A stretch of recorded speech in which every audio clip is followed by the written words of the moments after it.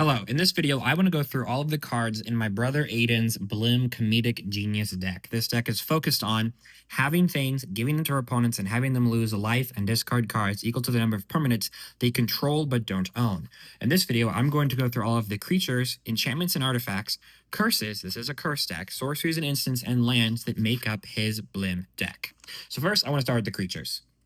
And Archfiend of the Dross. For 2 and a black, it's a 6/6 flyer. It enters with 4 oil counters on it. At the beginning of your upkeep, remove an oil counter from it. Then if it has no oil counters on it, you lose the game. And whenever a creature an opponent controls dies, its controller loses 2 life. Really, in this deck, we want to focus on that third line. At the beginning of your upkeep, remove an oil counter from it. Then, once it has none, you lose the game. With Blim, whenever it deals combat damage to a player, that player gains control of target permanent you control. Also cards like Harmless Offering. We're going to give this to our opponents, and then, once it gets down to 4, if no one destroys it, and guess what? Your opponents are not going to help get this off the battlefield. They'll have to be able to destroy their own creature. They'll lose the game. Grid Monitor. 4 colorless for an artifact creature. You can't play creature spells. You play this, give it to your opponent with Blim, and now they have a creature that makes them not be able to cast creature spells. Sleeper Agent. For 1 black. When it comes into play, target opponent gains control of it. Just right off the bat, it gives it to them. And at the beginning of your upkeep, it deals 2 damage to you. So as soon, honestly, as soon as this comes into play, it's in your opponent's turn. I also want to point out with Blim one more thing. Whenever it deals combat damage to a player, that player gains control of target permanent you control. Then each player loses life and discards cards equal to the number of permanents they control but don't own. Not just the player you attacked with Blim. So it's always a good thing to give multiple things to multiples of your opponents, and this allows you to be able to pass things along to your opponents much quicker. Virus Beetle. For 2 mana and enters, each opponent discards a card. You'll make them lose a card in their hand. Blim's already going to make them discard. So we're focused on discarding. We're trying to drop the number of cards in their hands as quickly as possible so they run out of resources, and then we can just give them a useless 1/1. The Raven Man. At the beginning of each end step, if a player discarded a card this turn, you make a 1/1, and then for 4 mana, you can tap. Each opponent discards a card. A little bit of a discard sub-thing, just taking advantage of what the deck is already wanting to do. For 3 mana, Ebon Drake is a 3/3. Whenever a player plays a spell, you lose a life. You give this to one of your opponents, and now they take 1 every single time anyone plays the game. Lizard Blades gives something double strike. Of course, Blim says whenever it deals combat damage to a player, double strike is 2 instances of combat damage. Karn the Betrayer. For 4 mana, it's a 5/1. It attacks or blocks each combat of Fable. If you lose control of it, you draw 2. And if damage be dealt to it, prevent that damage, and an opponent of your choice gains control of it. So this can pass itself around the table, which is just doing what your deck wants to do with no extra cost to you. Treacherous Pit Dweller. For 2 black, it's a 4/3. When it enters from a graveyard, target opponent gains control of it. So just right off the bat, it goes to one of your opponents, and as soon as it dies, it comes back into play under your control because of that Undying trigger, and then it goes right back to one of your opponents, which is great. You're passing things around, and your deck's just doing what it wants to do without you having to spend resources or effort to do it. Like, Blim puts things around the table, but cards that just put themselves around the table are fantastic. Bone Crusher Giant, it's a damage spell. Damage can be prevented. And then it's also just a creature that sticks around. So it's 2 for 1. Rust Elemental. 4 colorless for a 4/4. At the beginning of your upkeep, sack an artifact other than it. If you can't, you tap it and you lose 4 life. Give this to your opponent that has either no mana rocks, that's one way, just keep having them take 4, or just make them keep sacrificing their mana rocks. Oh, did you like your talismans? Too bad. Oh, you put it on the equipment deck. Oh, do you like your Sword of Hearth and Home? Too bad. Bitter Heart Witch. When it dies, you may search your library for a curse card, put it on the battlefield, attach to target player, then shuffle your library. This would be a good time to talk about these curses. Let's find a really simple curse to explain this. Curse of Oblivion. 4 colorless, 3 colorless, and a black. Or a curse, enchant player. At the beginning of enchanted player's upkeep, that player exiles 2 cards from his or her graveyard. Not a great effect. But the curses are enchantments that you enchant onto something, and they don't care who owns them. They'll keep doing the effect no matter what. So, Curse of Shaken Faith, 2 mana for an enchantment or a curse. Whenever enchanted player casts a spell other than the first spell they cast each turn, it deals 2 damage to them. You can use Blim or Harmless Offering or any of your other effects to give the opponent that's targeted with the curse, and the curse will still trigger. So these are things that go onto your opponents, and you can just have them be owned by the opponent, but they still get the negative effects, which is great. And this can go search 1 as soon as it dies. Goblin Cadets. For 1 red, it's a 2/1 goblin. Whenever it blocks or becomes blocked, target opponent gains control of it. So right off the bat, it just keeps being passed around just continually. Abysmal Prosecutor. 2 black, 6/6 flying trample. You can't win the game, and your opponents can't lose the game. Give it to your opponents, and now it stops them from winning. Shadow Alley Denizen. Whenever another black creature enters under your control, target creature gains Intimidate until end of turn. The main focus, I believe, for this card is Blim. Blim will now gain Intimidate, so it has to be blocked by red or black or in other creatures. But you can also just give it to one of your opponents that's not playing black, and now they just have a useless 1/1. Sangromancer, 4 mana, 3/3. Whenever a creature and opponent dies, you may gain 3 life. Whenever an opponent discards a card, you may gain 3 life. This is a card, this is a card that stays under the battlefield under your control.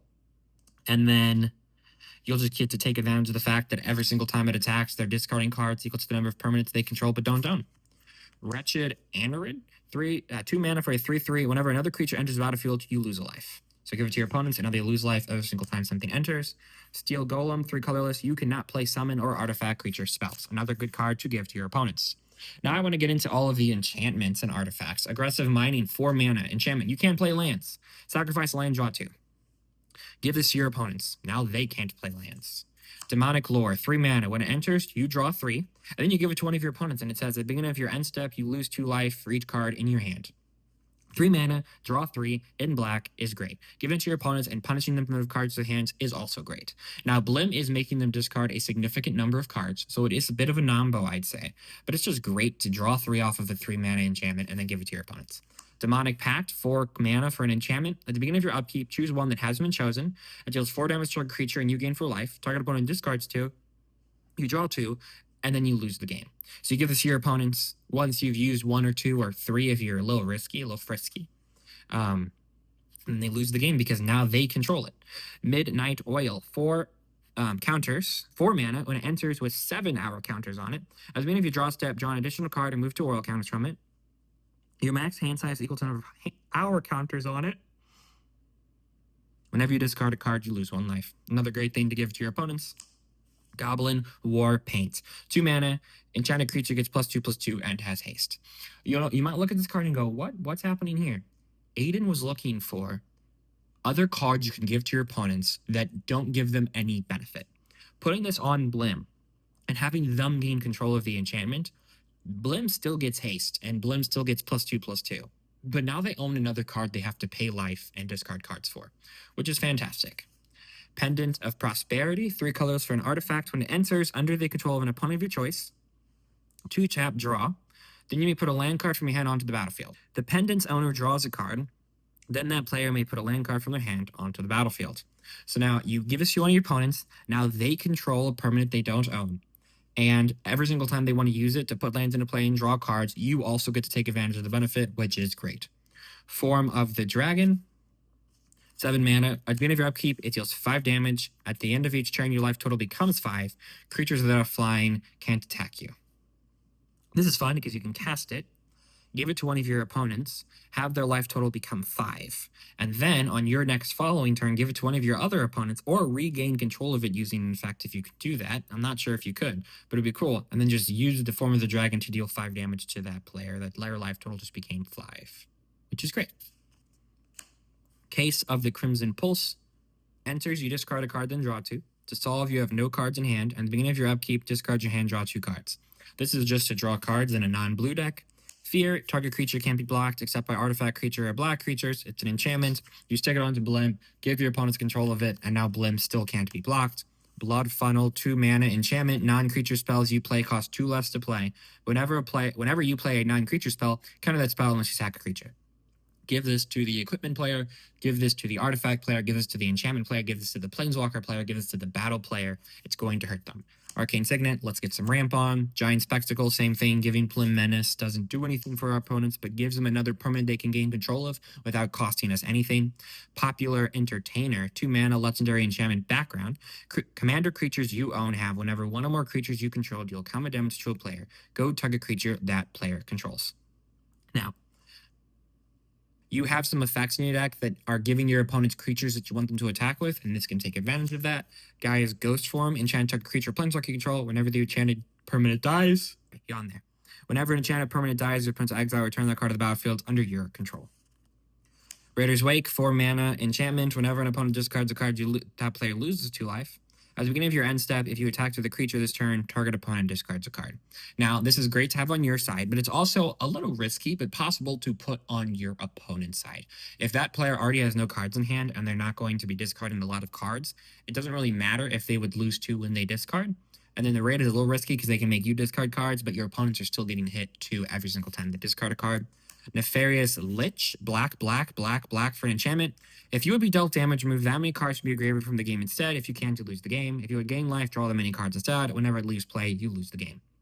Giving it to your opponents and then having it leave play is how you're going to win. Soul Ring, Megrim, 3 mana. Whenever an opponent discards a card from the hand, it deals 2 damage to that player. Same thing that I said before, making your opponents lose life. As soon as an opponent has no cards in hand, give it to your opponent. You're not going to be discarding. So, Gift of Doom, enchanted creature. Enchanted creature has death touch and indestructible. You can morph it by sacking another creature. So I like, and then whenever turn phase up, you may attach it to a creature. And give it to your opponents at no cost. Your creatures will still have death touch and indestructible. And then if you have a card like Steel Golem in play and for some reason you couldn't get rid of it, you can just sack the creature. So now you have a card that's in your deck that you're able to sacrifice that problematic creature. Like, oh, you can cast creature spells, and for some reason it's still in your battlefield. You can just sack it to Gift of Doom. The Grimoire, whenever an opponent discards a card from their hand, you may draw a card. You're trying to draw a lot of cards off Blim.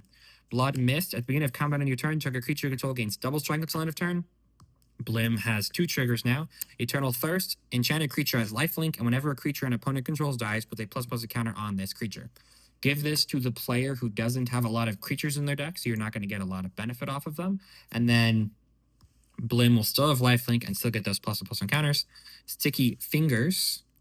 Enchanted creature has menace. Whenever this creature is coming to your player, create a treasure token. You're probably going to keep that under your own control. Bucknard's Everfull Purse. 1 tap, roll a d4 and create a number of treasure tokens equal to the result. The player to your right gains control of it. Now you're passing things around the battlefield. Masculine Nexus. Creatures are every creature type. I don't know why this is in the deck, but I'm sure there's a good reason. Swiftfoot Boots. Enchanted creature has hexproof and haste. You don't really want to give the equipments to the other players because then they can equip it around. Enchantments and auras are fine because they can't reattach them to things, but Swiftfoot Boots can be reattached. Curse of Shaken Faith. We already went over that one. We already went over the Curse of Oblivion. Curse of Hospitality, enchanted player. Creatures attacking enchanted player have trample. Whenever a player deals combat damage to an enchanted player, that player exile top card of the library. Until end of turn, that creature's controller may play that card, and they may spend mana as though mana of any color to cast that spell. Great card, because giving it to your opponents gives you no downside. Curse of Thirst, 5 mana. At the beginning of enchanted player's upkeep, it deals damage to that player equal to the number of curses attached to them. Again, just another curse. Curse of Death's Hold, 5 mana, enchant player. Creatures enchanted player controls get -1/-1. Curse of the Pierced Heart. At the beginning of enchanted player's upkeep, deals 1 damage to that player. Curse of Shallow Graves. Whenever a player attacks enchanted player with 1 or more creatures, that attacking player may put a 2/2 zombie into the battlefield tapped. Curse of Stalked Prey. Whenever a creature does combat damage to an enchanted player, put a ++ encounter on that creature. Curse of Bloodlighting. If a sorcerer deals damage to an enchanted player, it deals double that damage to that player instead. And the Curse of Misfortune. At the beginning of your upkeep, you may search your library for a curse card that doesn't have the same name as a curse attached to the enchanted player. Put that on the battlefield, attach to that player, then shuffle your library. This is one of the best curses in the deck. All effects, like I've already said like 12 times, that are on that player no matter who owns it. Harmless Offering is another way to give your opponent stuff. Blood Curdle destroys something and puts a menace counter on Blim. As you can tell, it's really important to make sure the Blim can deal combat damage every single turn. I think honestly this deck could also benefit from having some extra combat steps, but just making sure Blim attacks constantly and giving menace on things is great. Dark Ritual can get Blim out on turn 2, as long as on turn 1 you cast something you're willing to give to the player. Fateful Handoff, 4 mana sorcery, draw cards equal to the mana value. Target artifact or creature you control. An opponent gains control of that permanent. Great card. And then Fatal Push, being able to kill something that's in the way of Blim. Plus, Revolt says, if a permanent you control left the battlefield this turn. I don't think the opponent's gaining control of it counts as leaving the battlefield, but still a little fun. Contested War Zone. This is one of the best lands in this deck, I think. Whenever a creature deals combat damage to you, that creature's controller gains control of a contested war zone. Yeah, you're giving up an entire land, but it's another permanent. It might stop them from attacking you, especially if they don't want to discard cards or lose too much more life. I've played against this deck a number of times, and it really hits you hard. Command Tower, Forgotten Cave, Rakdos Guildgate, Evolving Wilds, Baron Moor, and then a bunch of basics since he doesn't have. This is a little bit more of a budget build, if you couldn't tell. So those are all the cards in Aiden's Blim Comedic Genius deck. If you enjoyed this deck tech, please let me know in the comments. Leave it a like if you enjoyed the video. It does help a ton. But I do understand if you don't want to like the video, because if you don't like the video, the algorithm won't pick it up, and then your friends won't see this, and they won't also build a Blim Comedic Genius deck. I hope you have a good rest of your day, and may your top decks be ever in your favor. Thank you.